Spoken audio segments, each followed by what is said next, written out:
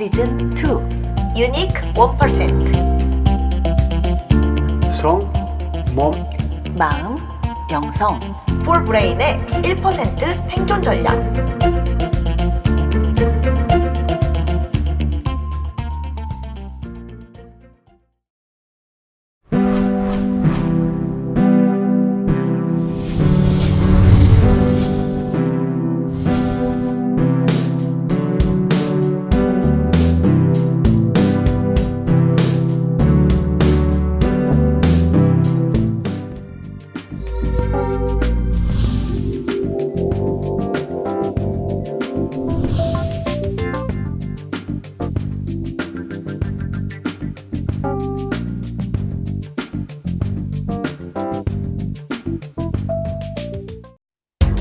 당신을 에너지 오르가즘 탕양으로 초대합니다.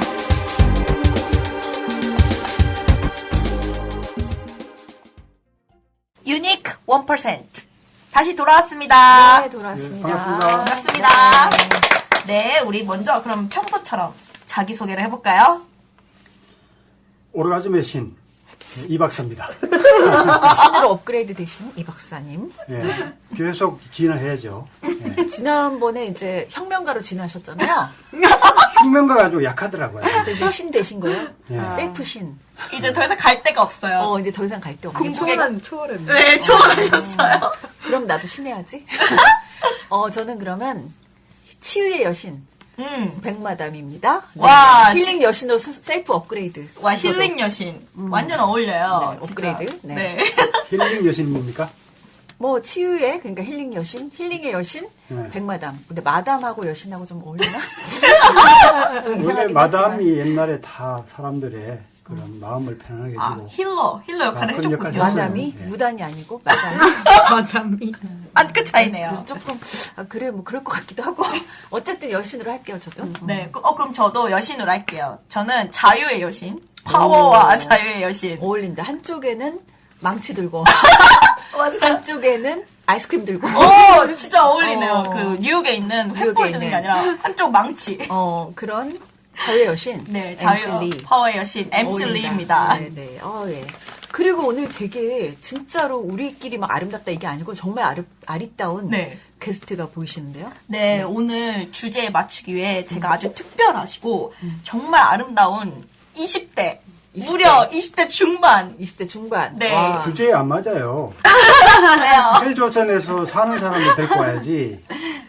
네, 우리한테 헬조선의 경험을 아주 적나라하게 나눠줄 특별한 게스트를 제가 소개하겠습니다. 네. 네. 자기소개 해주세요. 네, 안녕하세요. 저는 신들에게 조언을 구하러 온 뭔가 백성 같은 약간 제사 지내야 될 것 같은.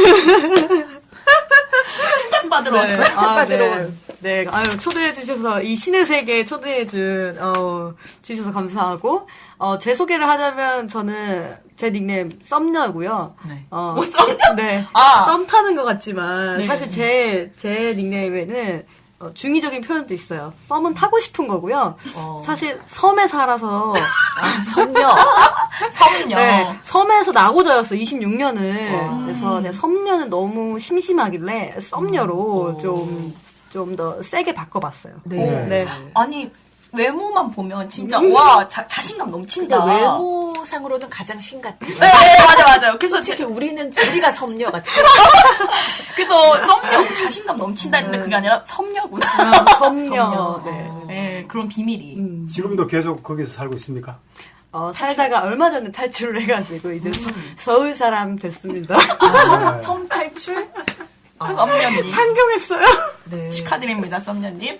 네. 오늘 주제가 헬조선 네, 관련한 건데. 네. 맞아요. 네, 그래서 헬조선 뭐 이런 건데 네. 일단은 섬을 탈출하고 근데 별로 헬조선 백성 같지 않아요. 백성 같지 않아 보여요. 네. 스티븐이. 그래서 오늘은 우리가 유니크 1%가 정말 우리나라의 그런 헬조선이라고 부르는 것들, 그리고 헬조선을 넘어서 네. 청년들이 M4 세대라고 자신을 칭하고 있어요. 네. 그래서 연애, 결혼, 차, 정말 자신의 삶의 질을 포기한다. 그리고 더 나아가서 탈출하자. 여긴 가망이 없다. 음. 그래서 탈조선을 부르짖고 있습니다. 네. 그래서 오늘 그것에 대해서 우리 유니크 1% 신들이 적나라하게 다뤄볼 예정인데요. 게스트분은 이제 여기 헬조선처럼 안 보이지만 아주 그거에 대한 경험담을 저에게 헬조선 경험담을 나눠주실 네. 게스트신 거죠? 20대. 그렇죠. 네. 왜냐면 진짜 헬조선을 경험하는 건 주로 청년 세대니까. 그쵸, 20, 30대. 맞아요. 그래서 저는 해외 생활을 많이 해봤기 때문에 탈조선 탈조선. 그리고 경험자. 저도 이제 해외에 있었지만 탈조선을 하는 분들을 굉장히 많이 봤어요. 그래서 그분들의 삶이 어떤지, 네. 과연 탈조선이 정답일지에 대해서 제가 이제 나누겠습니다. 네. 그러게. 근데 우리가 이제 헬조선이라고 많이 이제 얘기를 하는데, 어떤 면에서 헬조선일까요? 진짜. 먼저 정말 청년들이 봤을 땐 진짜 너무너무 암울한 거죠. 그래서 먼저 이제 헬조선이라 했을 때 그 불안정한 사회. 자, 먼저 보자면 지금 저희 세대도 그렇고 한평생 좋은 대학을 가기 위해서 보통 10대 때 공부를 아주 열심히 했죠. 경쟁 사회에서. 근데 막상 대학에 가도 아무것도 자기가 보장받지 못하는 거예요. 그렇죠. 물론 일단 좋은 대학에 가는 것 자체도 힘들지만 갖고 나서 좋은 대학을 졸업해도 그게 어떤 자신의 삶을 보장해주지 않는 거죠. 네. 가기도 너무 어렵고. 가기도 일단 가는 것 자체가 이미 가는 헬인 것 거죠. 자체도. 가도 문제죠. 응. 응. 가도 가도 가는 것까지도 너무 힘들죠. 맞아요. 그런데 절벽을 기어 올랐는데 맞아요. 떨어지는 거야. 겨우겨우 절벽 올라갔는데 갔더니 스펙 쌓아라, 봉사해라, 뭐 영어 따라. 절벽을 기어 올랐는데 감옥인 거야. 와. 그리고 나서 그 감옥까지 다 해서 갔는데 그래도 취업이 되느냐? 그러니까. 안 돼. 끝도 없죠. 끝도 없죠. 끝도 없죠. 그래요? 왜 네. 아니에요? 우리 박사님 헬조선 이해가 안 돼요.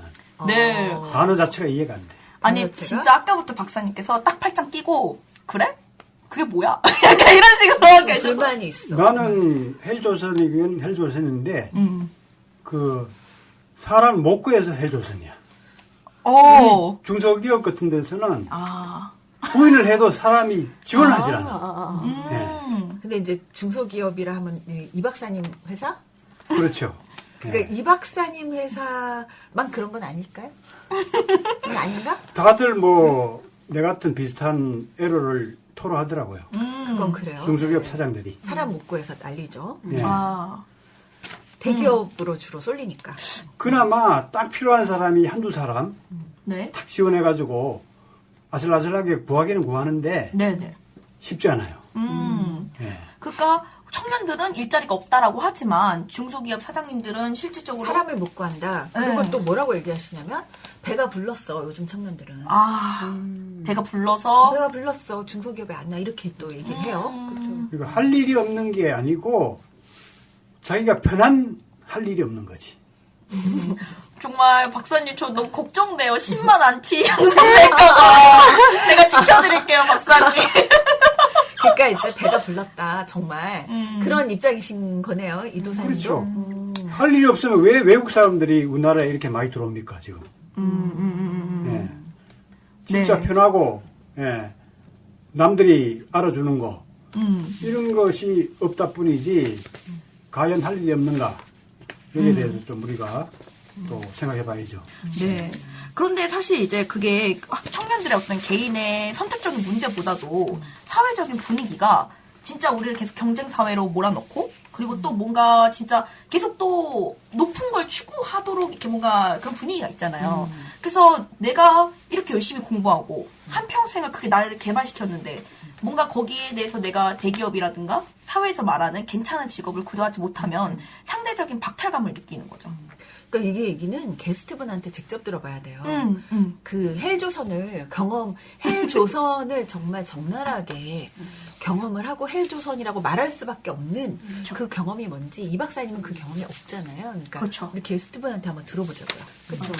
그러니까 이 박사님 말처럼 뭐 크게 말씀하실 수도 있는데 아니 등골 빠지게 부모님이 등록금 내줘서 공부했는데 그러면 그만한 직장을 가야 되지 않나 이런 거죠. 지금 이 박사님이 외국인 노동자와 비교를 했거든요. 그렇죠. 그래서 그냥 청년들이 노동만 하려고 사는 게 아니잖아요. 그래서 그렇게 하다 보니까 조금 더 좋은 데 갔으면 나도 좀 더 돈 벌어서 부모님이 준 거 보상도 해야겠고 나도 내 삶 재밌게 살고 싶은데 그럼 뭔가 내가 내가 어느 정도 기본적으로 원하는 것마저도 채워주질 않는 거죠. 아니면 봉급이 적거나. 써녀님은 그러면 이제 한국에 살면서 이제 어쩔 때 헬조선이라 많이 느끼셨어요?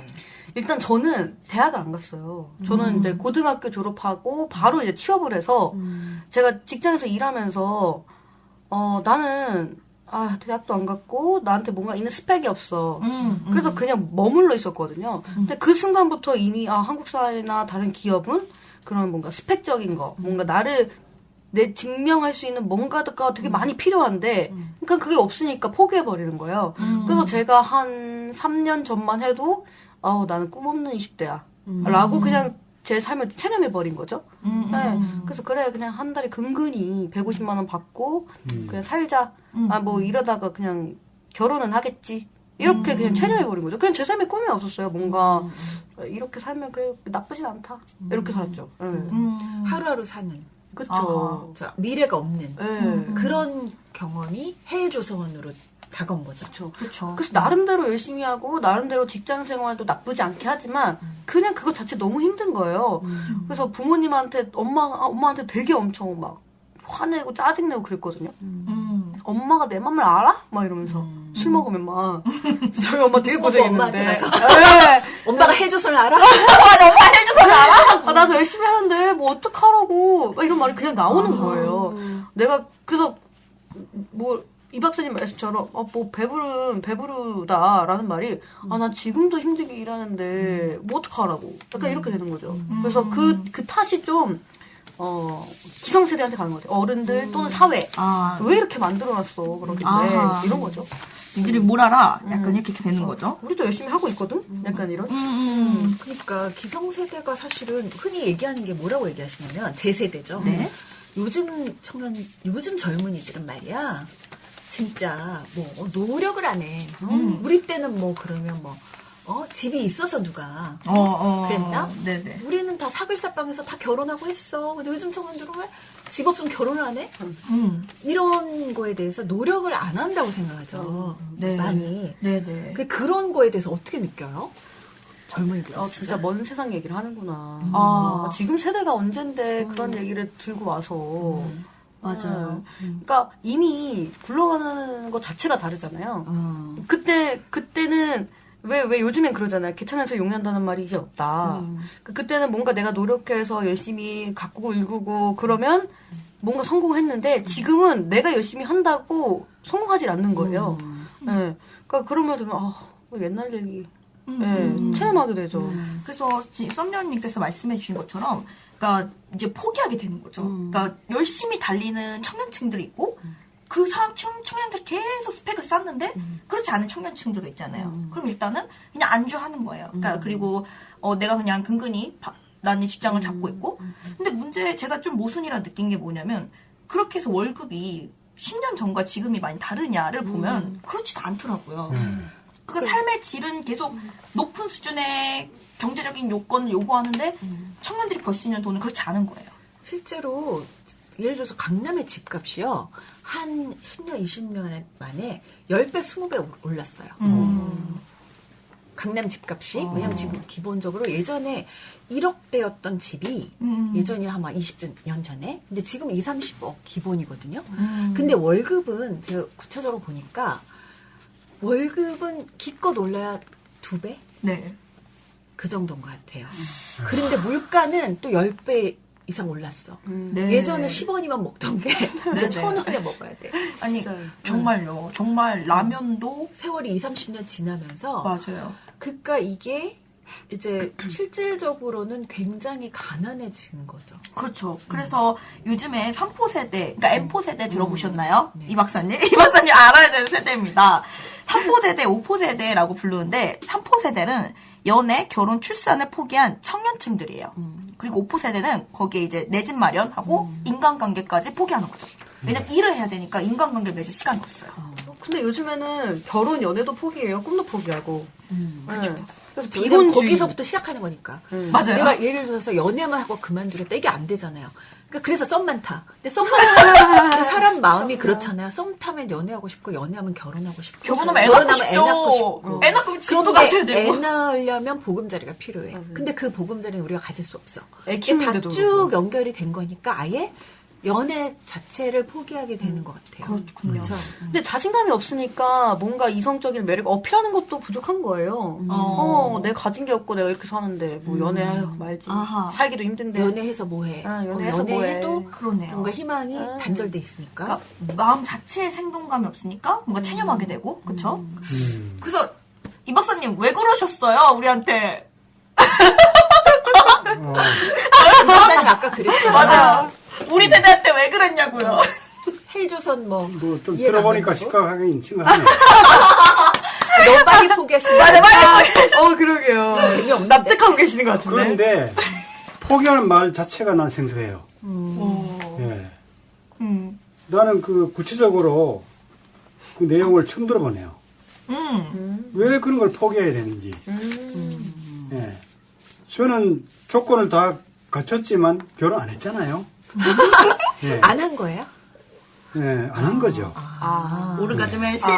오르가즘의 신인데 결혼을 안 해. 네. 예, 그 포기라는 부정적인 단어보다는 예, 자기가 선택하는 게 오히려 좋지 않을까요? 뭐를? 선택하는 방향이 있다. 어떻게 어떡해요? 선택할 수 있을까요? 아니 연애 안 하고 결혼 안 하고 선택하는 거예요? 집을 갖지 않는 것도 네. 자기가 선택할 수가 있습니다. 아, 어차피 내가 못 가진다면 안 가지는 걸 선택하겠다. 아, 이제야 이 박사님이 좀 이해가 돼요.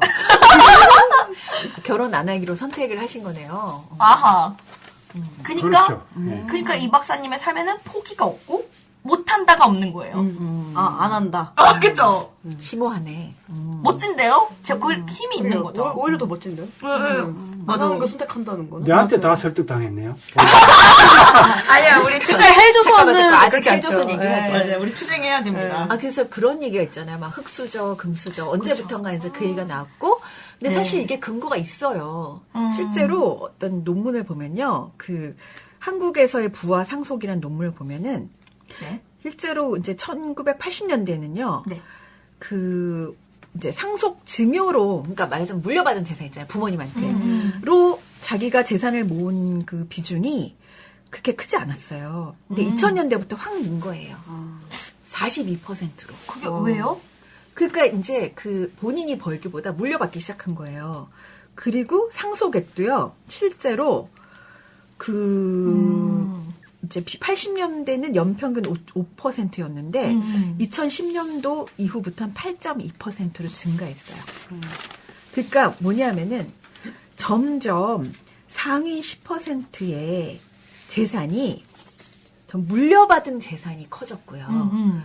그 하위 50%의 자산 비율은 갈수록 낮아진다는 게 뭐냐면 쉽게 말하면 예전에는요 우리가 열심히 일하고 벌면 재산을 모을 수 있는 시대였다는 거예요. 실제로 그쵸. 1980년대는 제가 알기로는 그랬어요. 우리가 졸업을 하면 다 취직도 잘 됐고 월급도 많았고 열심히 모으면 집을 살 수 있었어요. 그런 희망이 있었어요. 근데 실제로 지금은 집을 못 사. 아. 내가 열심히 일한다고 해서. 맞아요. 왜냐면 집값은 정말 10배 이상 뛰었거든요.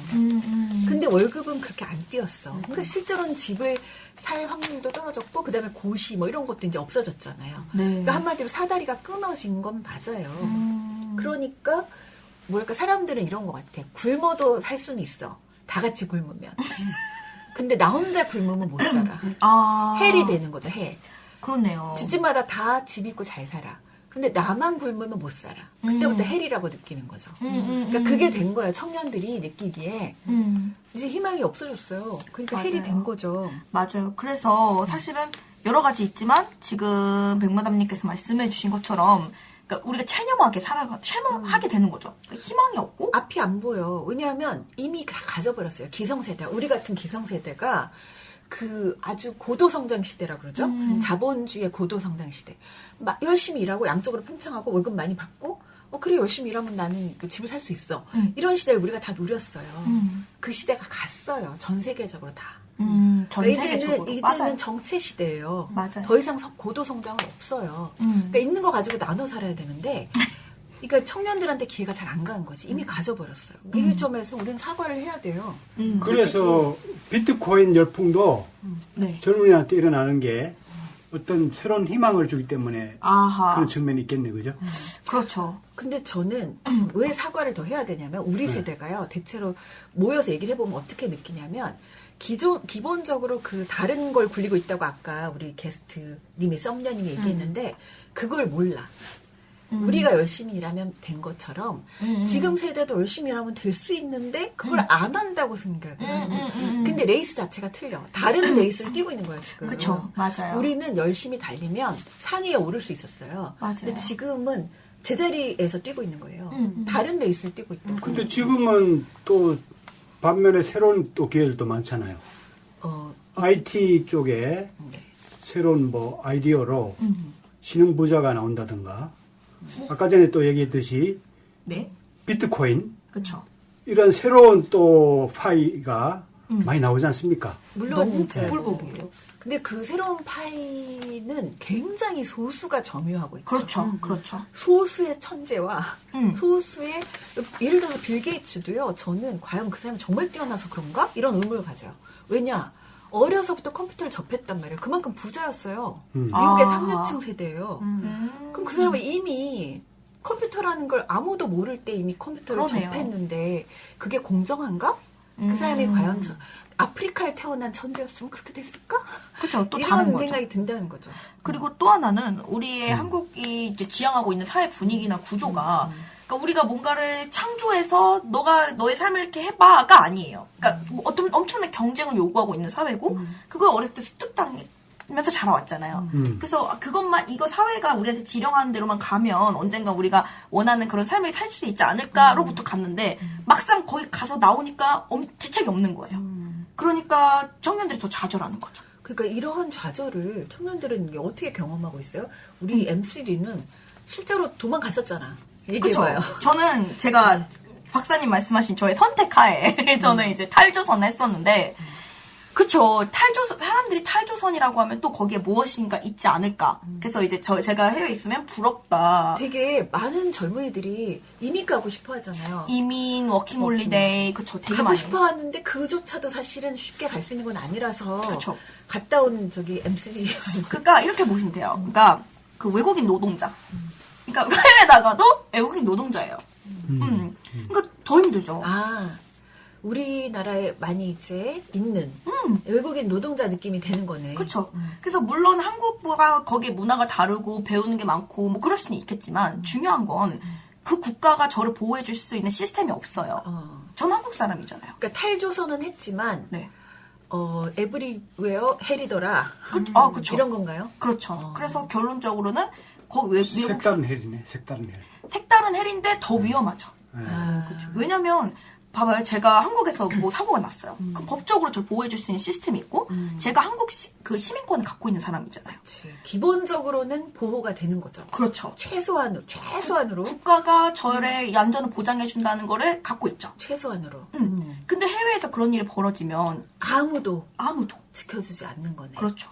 저는 미국에서도 있었고 남미에도 아르헨티나나 이런 국가에서도 있었지만 정말 그런 국가에 있으면 만약에 예를 들어 제가 운전을 하다가 그 현지인과 만약에 운전하다가 이제 사고가 났어요. 그러면 현지인이 저를 들이막아도 다 제 책임이에요.